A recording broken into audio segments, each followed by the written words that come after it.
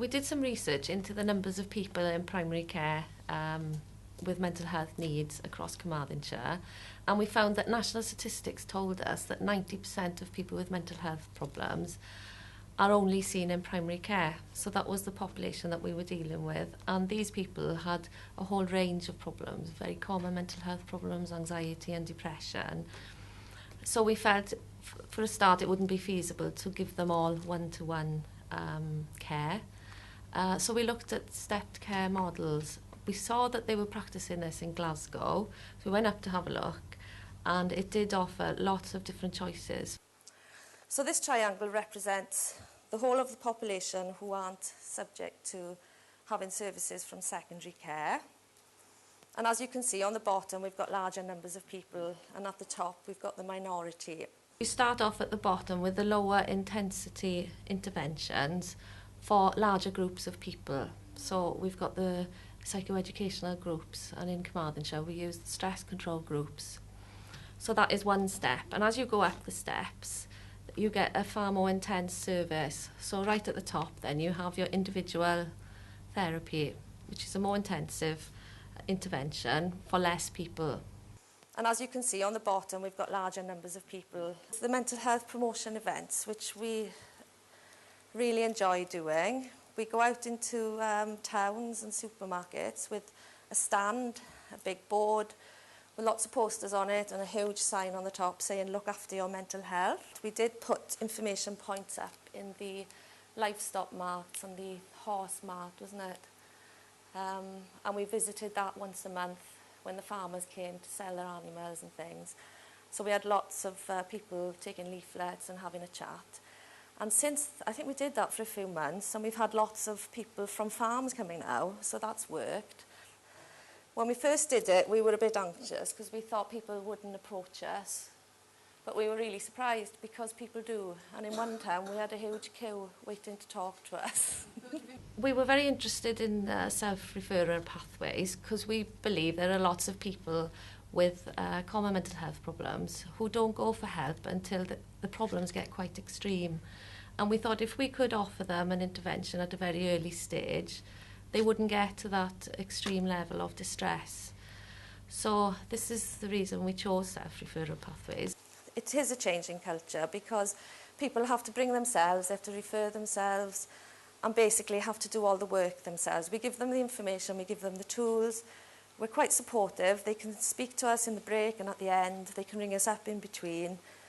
But at the end of the day, it's up to them, and the emphasis is on them taking responsibility. Most of the people who refer themselves to us are actually recommended by their GP because they've already been, but they actually have to take that step.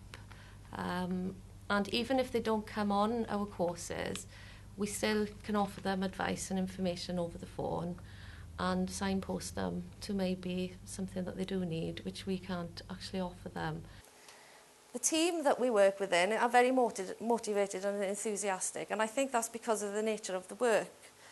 Because after we've done some of the courses, some of the participants are so positive and grateful that there are loads of thank you cards and presents coming in, and I think that keeps motivation and enthusiasm very high within the team.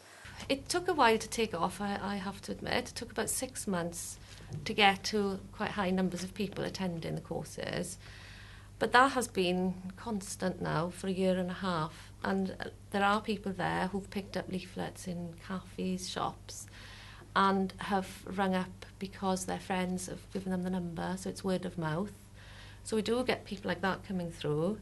And the numbers are quite constant.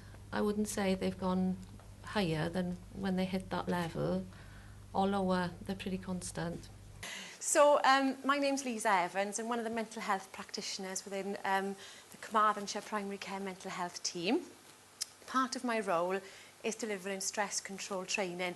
I think along with what Judith is saying, word of mouth seems to increase as time goes on as well. So when we phone people back with an answer service, people will say, oh yeah, my friend's been on this course, or my mother's been on this course, or my neighbour's been on this course, so yeah, and this is how I've heard about it, which is great. The method we use within our county in treating anxiety and stress at a primary care level. So what it is It is a group psychoeducational approach using CBT principles, cognitive behavioural therapy principles. So in saying that, it's a group psychoeducational approach, it's not a group therapy. So in saying that as well, what it is it's actually like going to a day class or an evening class where people can come along and learn about stress and anxiety, understand more about what happens to them, and actually learn some really good tools along the way in how to tackle it and bring it under control. I suppose feedback people have given me is that it's probably the most least intrusive way of accessing help they need.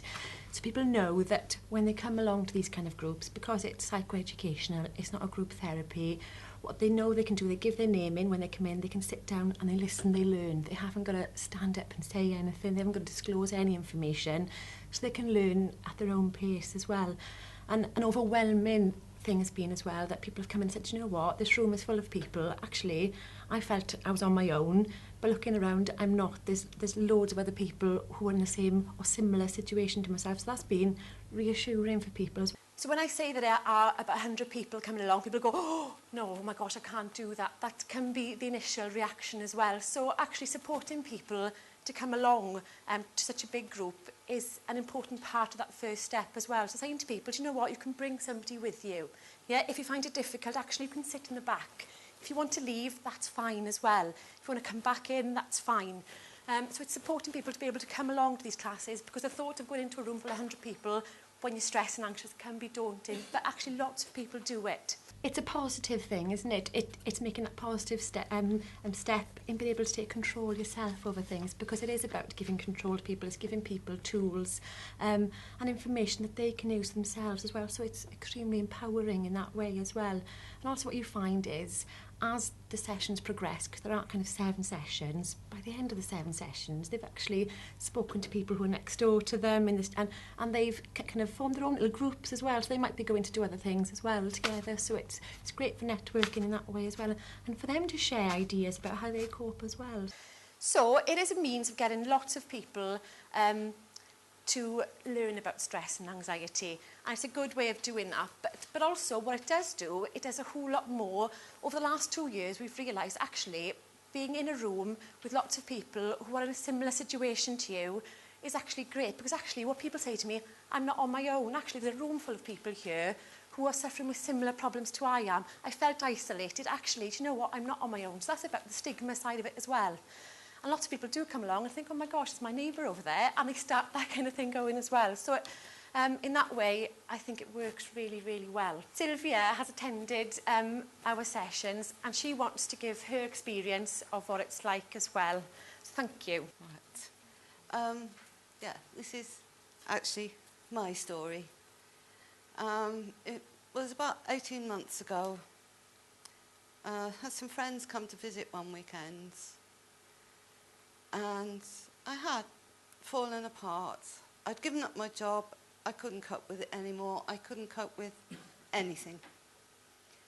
And a friend of mine recognised the symptoms and suggested, quite forcibly, that I went to see my GP.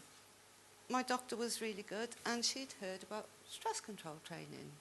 But it was all new at the time, and she said even she didn't know what to expect.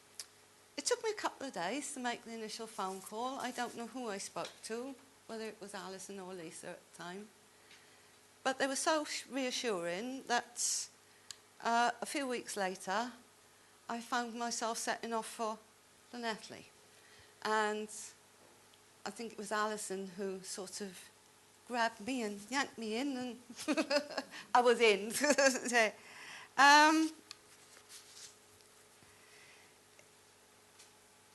That was the first week. Yeah, I did this. I only did 4, because at the time it was only a 6-week course, and I did 4 out of the 6 weeks. And even at the end of that, I was feeling different and a lot better. Benefits have been numerous. I have coping strategies, and I've gone back time and time again, and every time I go, I learn something new. There's always something I can find out, whether it's about me, myself, or or something else that's going on, I know I've got support when times are tough. Not every day is a good day. I still have my off days. I suppose I've learnt that the best way coping with fear is to face it. And I do push myself now. If anybody told me a year ago that I'd be standing here doing this, well, I would have said, don't be silly. I seem to have to have a goal. Or, as Lisa put it the other day, I have to have a challenge. It is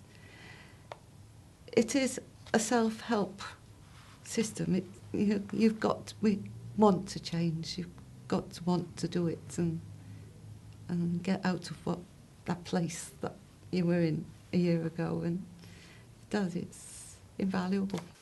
So I think this was my last challenge, and I don't know what the next one will be, so if anybody has any suggestions. You don't have to be one-to-one. You don't even have to see people. You can do it over the phone, and it's just as effective. And people really value a phone call. We're really surprised at that. If we're concerned about someone on the course and we don't get a chance to speak to them at the end, we'll ring them the following day, and they're really pleased. And we may only speak to them for 5 or 10 minutes. And